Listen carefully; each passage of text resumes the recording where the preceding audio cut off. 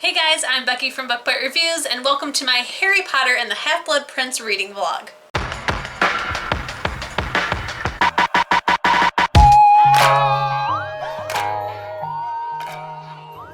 Today it is Saturday, July 6th, and it is finally time to start the 6th book in the Harry Potter series. I technically should have read this last month, but I'm hoping to read this one and the last one all in the month of July.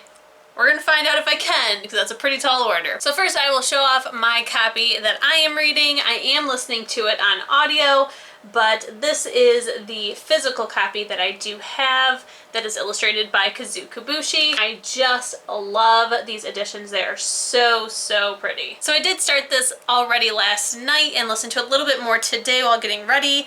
I'm about 60 some pages into it and I'm really enjoying it so far. Not a whole lot has happened in terms of Harry Potter. We have just met Slughorn, and that is where in the movie we start out, but in the book we first get this like really good scene of Fudge coming to meet the Muggle Prime Minister and keeping him updated on what is going on in the magical community, because it does affect the Muggle community as well. And I just really enjoyed that scene. Like, it's kind of boring and not a whole lot happens. We do find out that there's a new Minister of Magic, but I just really enjoyed it because it makes so much sense that the higher ups in our Muggle government would know about the magical community and know what's going on in it, so that they know and can better understand what is going on for real in the Muggle side of things. Because as we know, sometimes the magical community and the Muggle community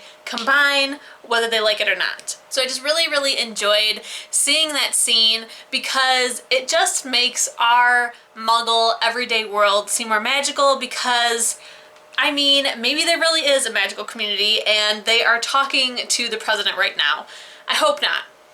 I hope they're not talking to Trump. So since I just started it, that's all that I have to say right now, and I will update you guys later. I'm hoping and trying to get this book done this weekend, so we will see. So that is everything that I have to say about this book so far, because I have just started it, but I will be checking in with you guys later. My plan is to hopefully get this book done this weekend, so I should be updating you a lot. Hello again. It has been a little bit of time since I talked to you last. It is currently Friday, July 12th, and I have read a pretty good chunk of Harry Potter. So I am now just over halfway through. I'm on page 423, and a lot has happened, but yet I still don't feel like we're into like big conclusion area. We're still very confused with all characters.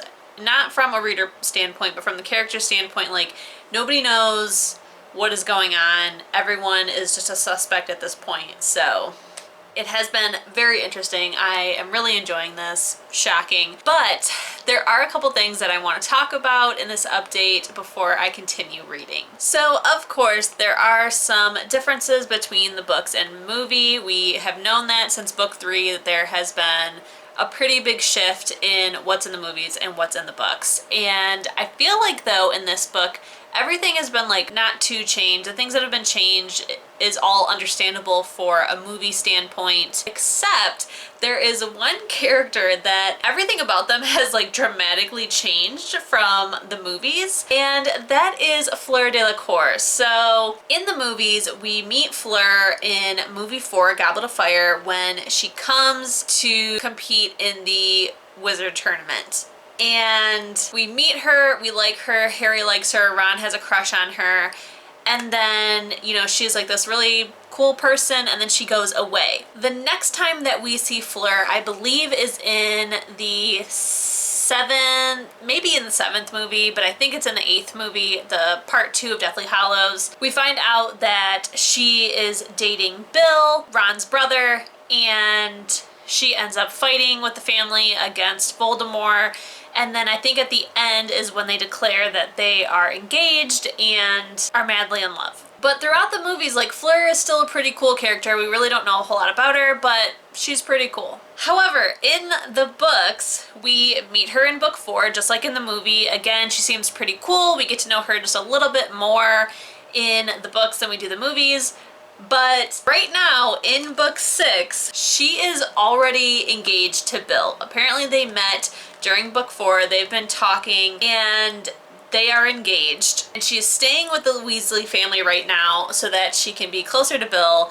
And everybody hates her except for Ron and Harry. They find her a little bit of annoying with how lovey-dovey she is with Bill, but all of the Weasley women and Hermione Granger hate Fleur. They can't stand her. I mean, she's pretty annoying to me as well, and I really hope that that is going to change either by the end of this one or maybe in the next book, because the wand that I chose when I went to Universal is Fleur's. So I've always really liked Fleur.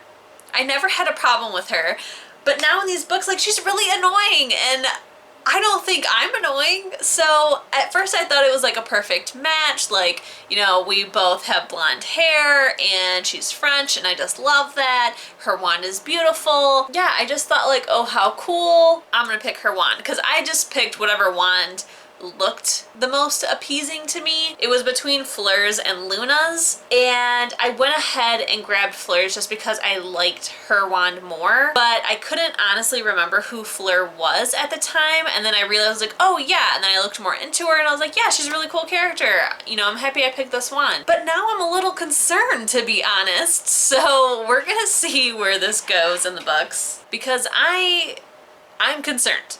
Other than that, it has just been very interesting. I cannot wait to finally, you know, even though I know like who's done it, like it's gonna be fun to get to that part in the book, because right now it's just Harry just pointing the finger at Malfoy over and over again and nobody is listening to him. Like, you would think after 6 years of knowing Harry and after 6 years of Harry always continuously being correct about his hunches, someone would listen to him. But now even Ron and Hermione are like, Harry, you're being crazy.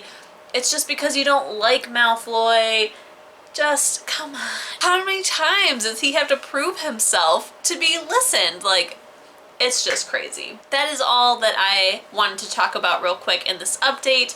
Since I am getting pretty close to the end, I wanted to make sure to do an update real quick before that happens. So I will see you guys in the next update. Hey guys, so today it is Saturday, the next day since the last time I updated you, and I have made a pretty good chunk of progress so far. I only have this little tiny bit left, which is less than 100 pages.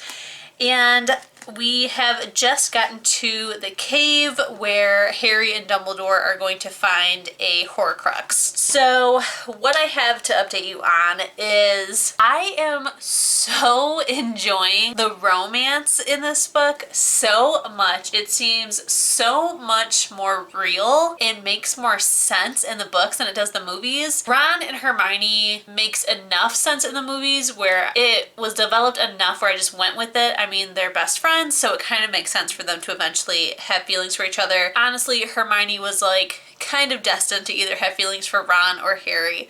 But in the movies, Harry and Ginny comes out of nowhere. Like, Ginny's always had a crush on him, but I never understood why Harry ended up reciprocating. It makes a lot more sense in the books because we slowly see the relationship develop, and I'm just really, really enjoying it. I've definitely heard many people say that they totally did Ginny wrong in the movies, and I have to agree because I did not like Ginny at all in the movies, and I really enjoy her character in the books. She's definitely not like my favorite female thus far, but she is definitely way more developed in the books and a lot more likable than she is in the movies. So that is about it that I have for this update. The next time I update you, I will probably be finished with the book. I just don't think I'm gonna have another update since there's less than 100 pages left and we are right into the main climax of the book. I will just see you guys when I finish it. Hey guys, it is Friday, July 19th,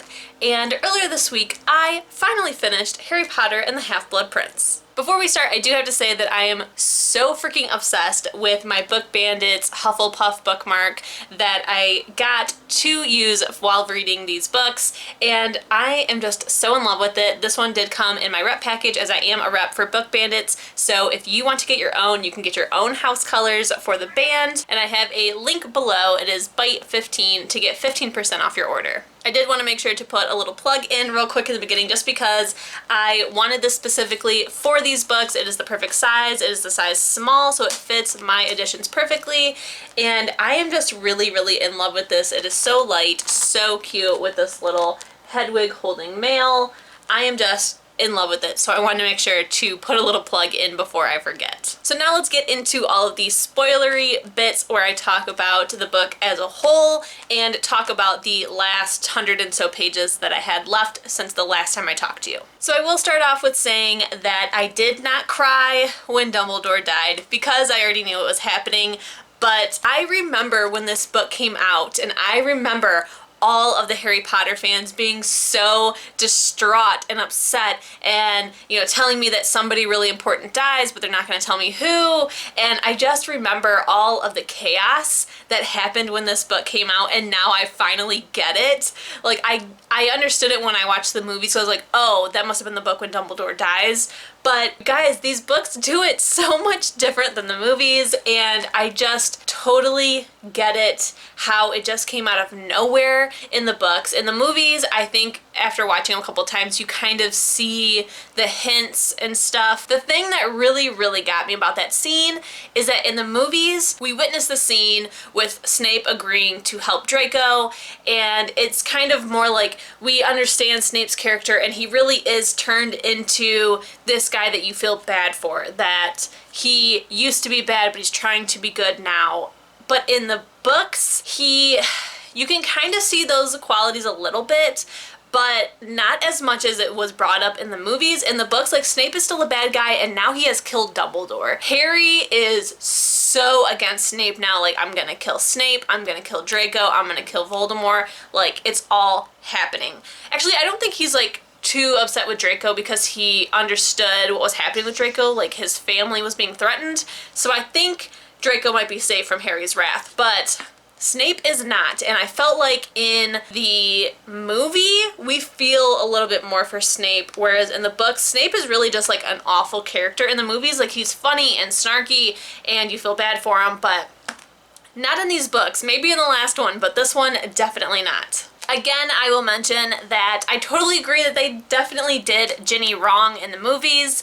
I did not like Ginny whatsoever in the movies. I felt like she was an unnecessary character. I really didn't see the point of her in the movies. I got mad at her about having Tom Riddle's diary and that whole situation. Like, I did not like Ginny at all. So in the last film where it shows that they are married, I was like, what? Like, that came out of nowhere for me in the movies. I was like, you should not be with Ginny. If anything, Luna. Like, come on. Because I totally ship Hermione and Ron.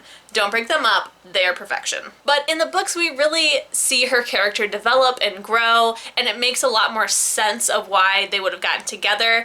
In this book, however, though, we have just the angstiest, best, most dramatic scene where they finally get together. Harry just kisses her in front of everybody out of nowhere, and it was awesome.